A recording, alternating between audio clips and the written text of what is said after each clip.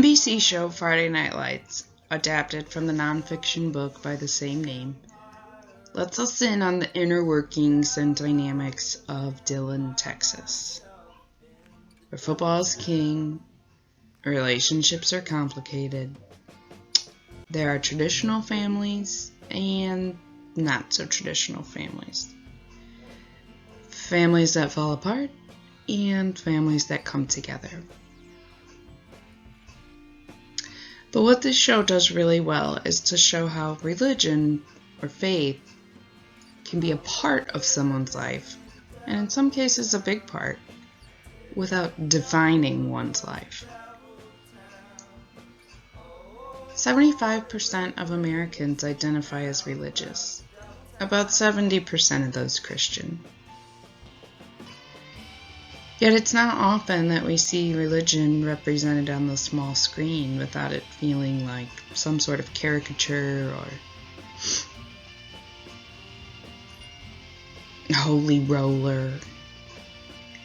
But that's not the case here.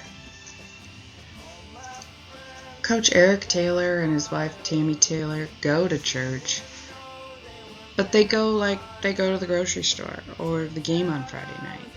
It's just what they do.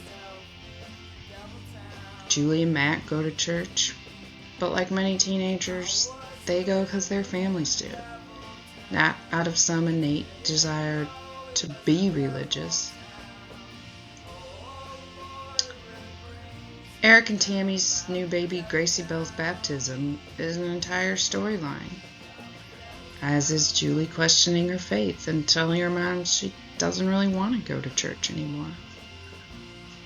Lila's world falls apart and she turns to religion, gets saved, finds an evangelical boyfriend, but then lets it go as life changes. And it's also realistic. For the 70% of Americans that are Christians, who doesn't turn to religion when things are bad and then let it slip by the wayside when things are good? What this show does so well, explicitly and implicitly, is to make use of baptismal imagery to show us, the viewer, a renewal or a redemption of a character, the beginning or the ending of a story arc. We've got Coach as pastor, solid, strong, dedicated husband and father, maker of men, leading his family, team, and town to do the right thing. But he's still a man, getting shit from his wife for missing church because of a hangover. Daughter Julie is 15, stuck in that zone when you're not really a kid anymore, but you're certainly not grown. She's an only child until an oops baby comes along, and then her brattiness is on 10. It's not until her sister's baptism that things change and we, and Julie, can see how this could potentially work out. Julie's brat behavior is forgiven, and they can move forward as a family of 4. Remember how I said Lila gets saved? Well, she goes all in. And she finds a piece of herself through faith that allows her to make amends, make new friends, and to move forward. Also, recall the mention of non-traditional families? Well, Matt Sarson has it pretty rough. His dad voluntarily signed up to go back to Iraq. Matt is serving as the adult, taking care of his grandma with dementia. Julie dumps him. So what's the logical thing to do?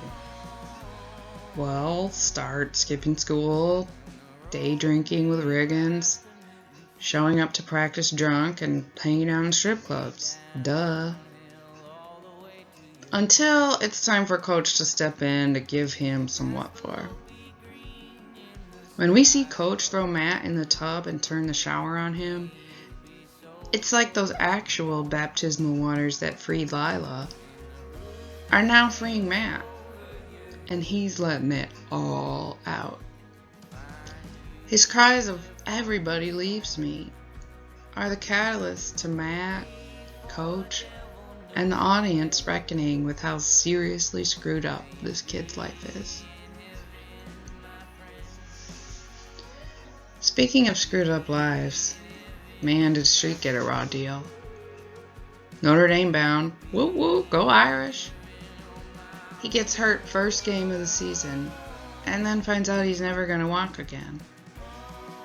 He's still got Lila. Wait, hold up, not so fast. So he eventually winds up in Mexico with Riggs. Yeah, even though it was Riggins who was banging Lila. For some experimental treatment of stem cells to help him walk again that even Riggins knows is bogus. So Tim calls Lila down. Yeah, it's complicated.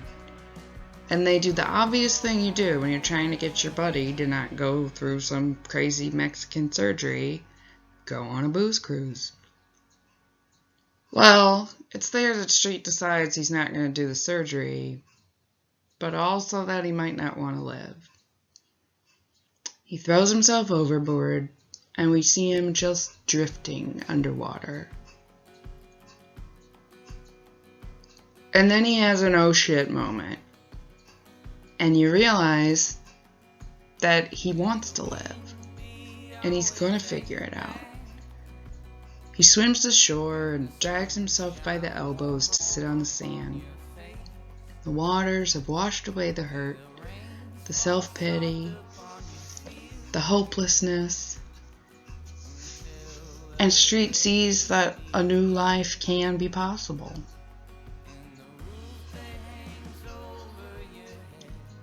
What all of this imagery helps to do is to show the audience that faith can exist in many forms.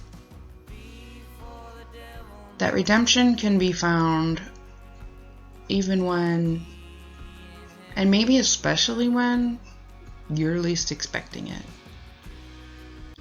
That renewal doesn't always have strict beginnings and ends.